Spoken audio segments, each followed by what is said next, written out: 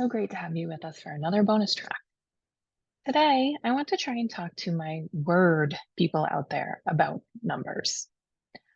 I did not come from a numbers background, and I can still really quickly zone out when I have a series of spreadsheets in front of me. Frankly, when it comes to numbers, I sometimes need to look at them, then shut it down, then look again with more specificity, then shut it down again, and then look again while focusing on the problems I need to solve or the answers I need to find. I'm not always able to dive right in. If you feel similarly, then don't fret. These are skills you can hone. At Violent, we frequently say that numbers beg the questions or tell a story. I'm going to talk about a way to look at numbers so that the story they're trying to tell you is easy to find. As I am a word person and a story person, I always like to approach numbers from a goal or target perspective. And I like to know where my vital few metrics are that I can get my hands around, like a budget or a business problem. This concept is not my own brilliance, but is called the Pareto principle.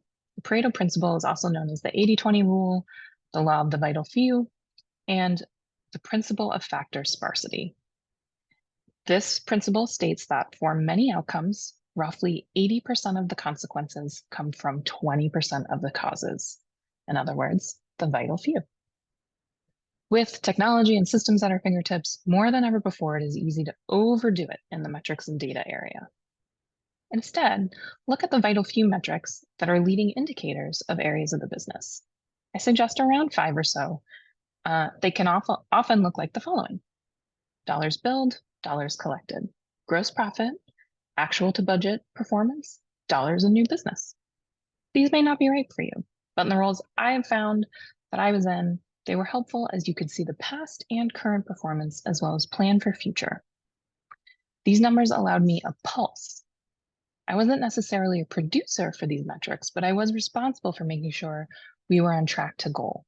And if not, what were we going to do about it? Let's take dollars billed as an example. Start with a 1 year. The goal is to bill $1 million in a calendar year. Okay, now break that up into a monthly amount. Roughly $83,334 needs to be billed monthly for this goal to be achieved.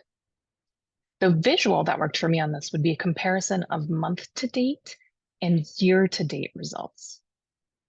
So halfway through a month, we could be at $42,000 billed. And this lets us know that our monthly goal still seems possible.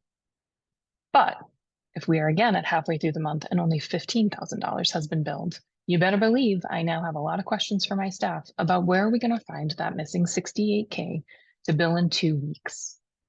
What is in production? What are we close to on billing? Prompts a discussion. Now, take that same monthly approach and bring it out big picture. So the same goal of $1 million for the year, but now we're at 6 months and we have billed 400K. I might not be in a panic, but what that means to me is we now have an additional 100K to distribute for the remainder of the year to get back on track to goal. So now, instead of billing 83K per month, we actually need to be up to about 100K per month in billing. So I asked my team to look back. What did we do right to get to 400K? And how do we replicate that moving forward? Again, I'm not yelling about it, but I'm discussing with my team the fact that we're off pace and what the difference there looks like. Okay, now let's pretend we're at 6 months and we have 800K billed towards our $1 million goal. I might be pretty pleased. 6 months to go and we only have to bill 200K to hit our annual goal. Done, give me my sun hat, I'll see y'all later. No, never. We all know that you can't count on 1 month being like the last. And I would also ask, why on earth are we so far out of goal? Did we sandbag what we put together for ourselves? Or did we land a massive job that was an anomaly? Great. That feels good. But man, does it mess with our numbers. What if we take that big job out or even adjust it in our reporting to be an average job size? So instead of a 250K job, it's now down to 15K. This means that halfway through the year, we are actually at 565K. Still, not shabby. I'll gladly take it, but I just cut the room for error way down. Big jobs move the needle, but they are fewer and further between. So again, I'd work with my team on what's next. How do we maintain? How do we find another big job per year, per quarter, per month? All this story that I just talked about came out of looking at one piece of data.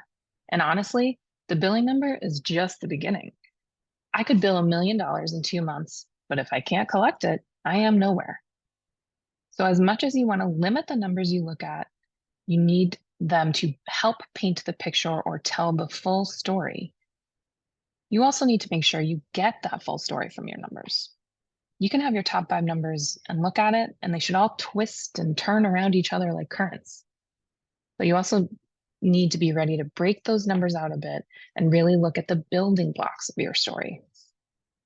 I am not solving any great business mysteries here, but I am calling my fellow word people to embrace spreadsheet days, ask questions about numbers. Don't just nod along when they're discussed. Make sure you understand them. Honestly, if you have a question about a number, someone else does too.